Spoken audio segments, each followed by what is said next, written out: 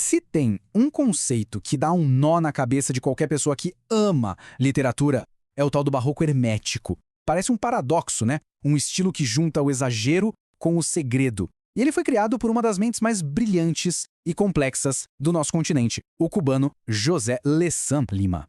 Tá, mas vamos direto ao ponto. Afinal, o que significa barroco hermético?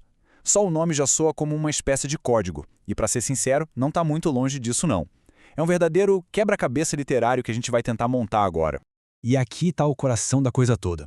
De um lado você tem o barroco. Pensa em excesso, em detalhes por toda parte, em catedrais cheias de ouro, uma arte feita para impressionar, para transbordar. E do outro lado, o hermético, que é o contrário, algo fechado, secreto, quase místico, feito só para quem é iniciado. Como é que alguém junta essas duas coisas? Para entender essa construção, a gente precisa primeiro conhecer o arquiteto. E o nome por trás de tudo isso é o do escritor cubano José Lezama Lima. Olha, Lezama Lima não era um escritor qualquer de jeito nenhum. Ele era uma verdadeira força da natureza na cultura de Cuba. Um erudito que conseguia misturar história, mitologia, filosofia, tudo junto no mesmo texto. Ele não se contentava em contar histórias. Ele queria construir universos inteiros usando palavras, criando um sistema literário que era só dele.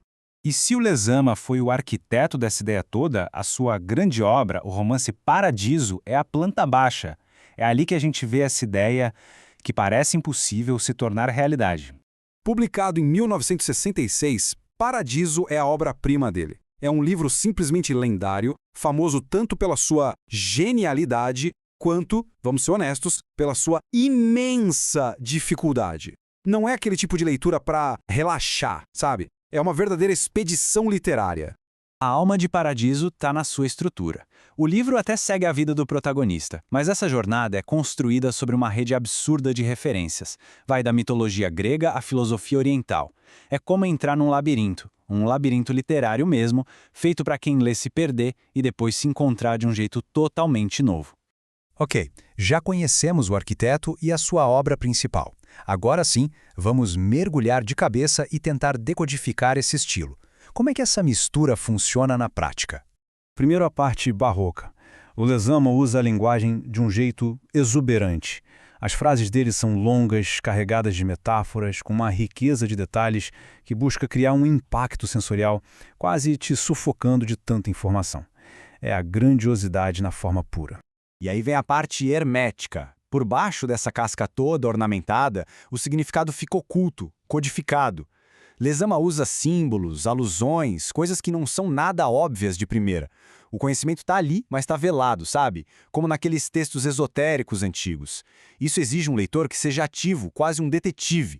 Então, a grande sacada é essa. Lezama junta as duas coisas. Ele constrói uma estrutura que é grandiosa, toda enfeitada, isso é o barroco, mas ele preenche essa estrutura com um conhecimento secreto profundo. Isso é o hermético. O resultado é um texto que funciona como um universo próprio, com as próprias leis, os próprios significados. E essa citação do próprio Lezama, olha, resume a intenção dele de um jeito brilhante. Ele não estava interessado em só descrever a realidade. Ele queria usar a linguagem para criar uma nova realidade. Uma realidade difícil, que só pode ser acessada através dessas imagens super complexas e poéticas que ele cria.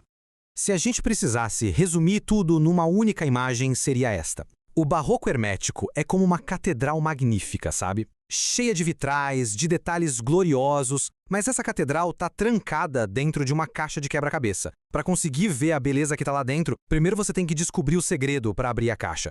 E aí fica a pergunta, por que um estilo tão radical e tão difícil continua sendo tão importante? Vamos ver qual foi o impacto e o legado que Lezama deixou para a literatura.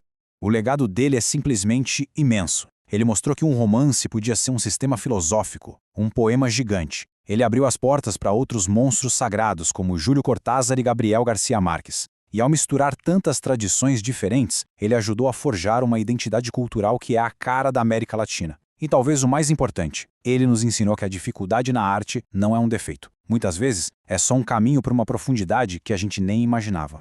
Isso tudo deixa a gente com uma última reflexão. A obra do Lezama desafia nossos limites como leitores. E a pergunta que fica é, será que um livro pode ser tão complexo, tão difícil, a ponto dele virar um mundo próprio? Um tipo de refúgio que só pode ser acessado por quem tem a coragem de decifrar os seus códigos? A resposta, bom, talvez esteja lá, esperando por nós nas páginas de Paradiso.